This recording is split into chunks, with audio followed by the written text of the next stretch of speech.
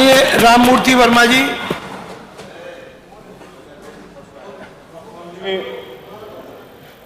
अधिष्ठाता महोदय, मैं आपका आभार व्यक्त करता हूं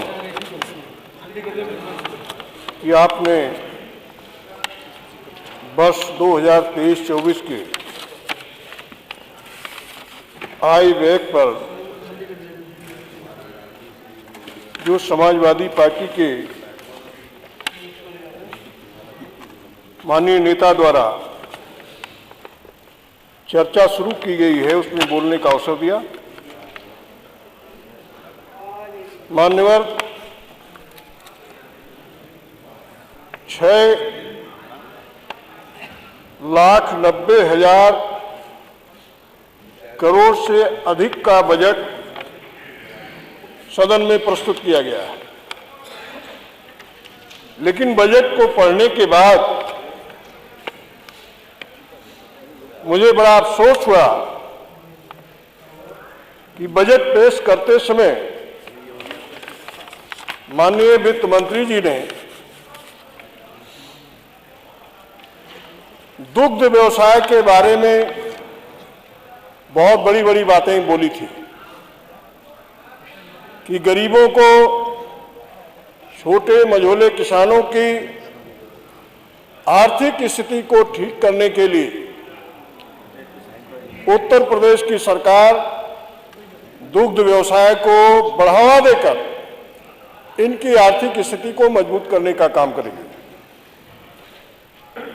मैं आपके माध्यम से सरकार से ये कहना चाहता हूं कि माननीय श्री अखिलेश यादव जी के नेतृत्व में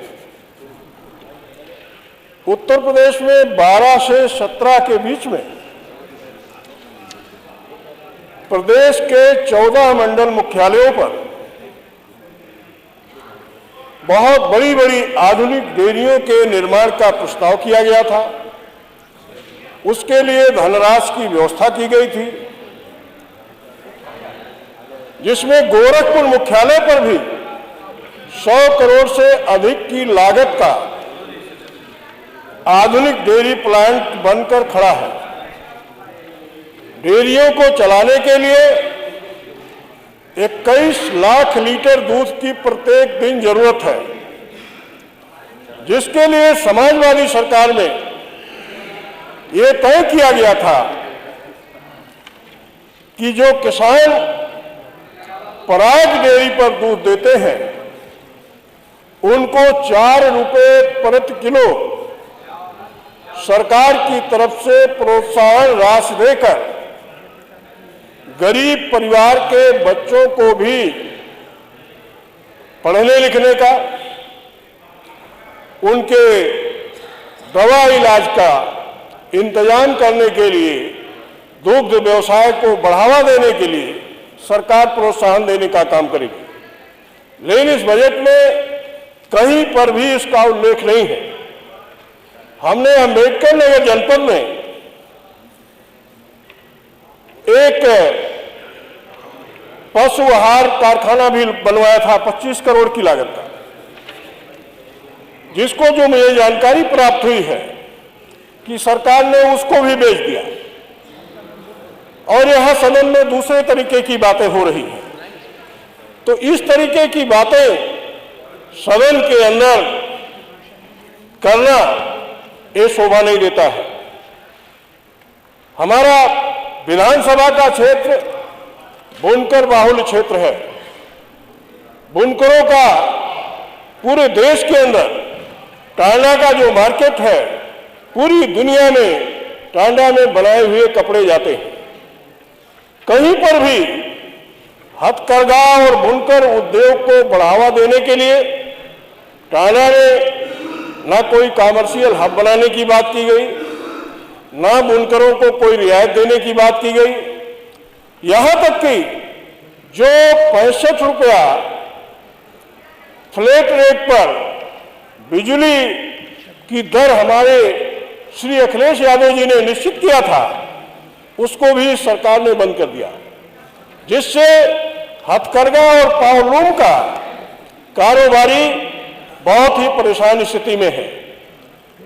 इसके अलावा विद्युत विभाग के लोग बिजली चेकिंग के नाम पर अगर घर के अंदर कोई भी पुरुष नहीं है तो 12 बजे, 1 बजे, 2 बजे रात को भी बाहर की बाउंड्री से कूदकर महिलाओं के साथ दुर्व्यवहार करते हैं और उसकी शिकायत करने पर उनके खिलाफ 5 लाख का जुर्माना भेज दिया जाता है।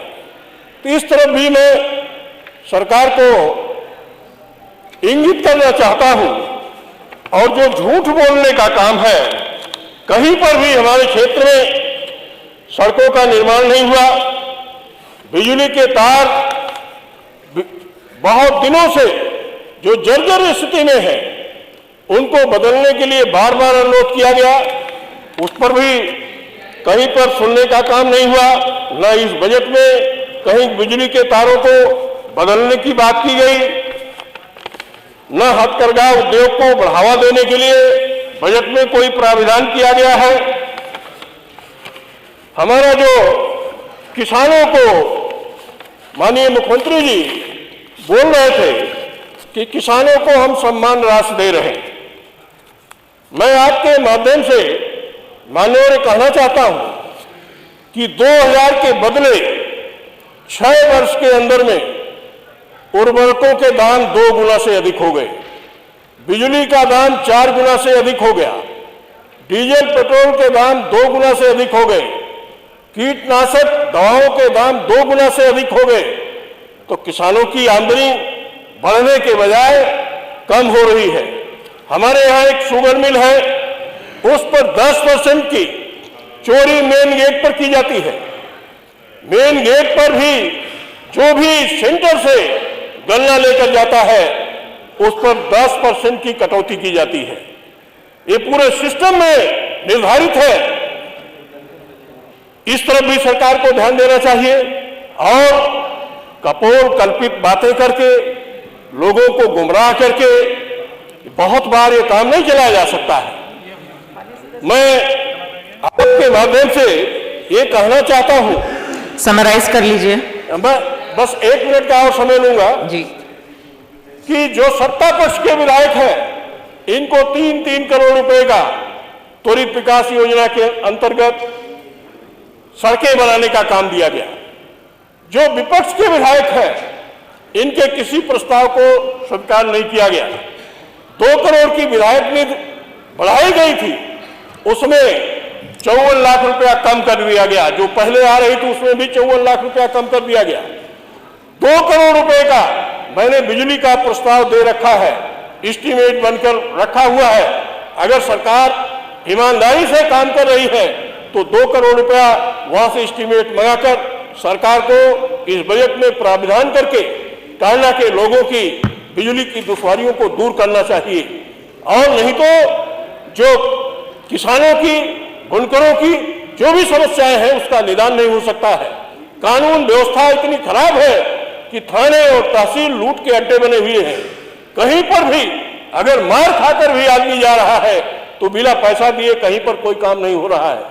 लेखपाल जमीन पैमाइश के लिए अगर एसडीएम के यहाँ जाएगा, वो चिट्ठी लिखता है, माननीय सदस्य जल्दी समराइज कर लीजिए प्लीज। नहीं है तो महोदय आपके माध्यम से मैं चाहूंगा कि कानून व्यवस्था पर जो चर्चा निर्धारित की गई है उसमें तहसीलों और थानों के भ्रष्टाचार को भी जोड़ा जाए और टांडा क्षेत्र के विकास के लिए इस बजट में जो इतना लंबा चौड़ा बजट दिया गया है, टांडा विधानसभा में भी विकास के लिए उसमें व्यवस्था की जाए। इन्हीं चंद शब्दों के साथ अपनी बात समाप्त करते हुए आपका बहुत बहुत आभार व्यक्त करता हूं कि इस चर्चा में आपने शामिल होने के लिए मुझे समय दिया। धन्यवाद।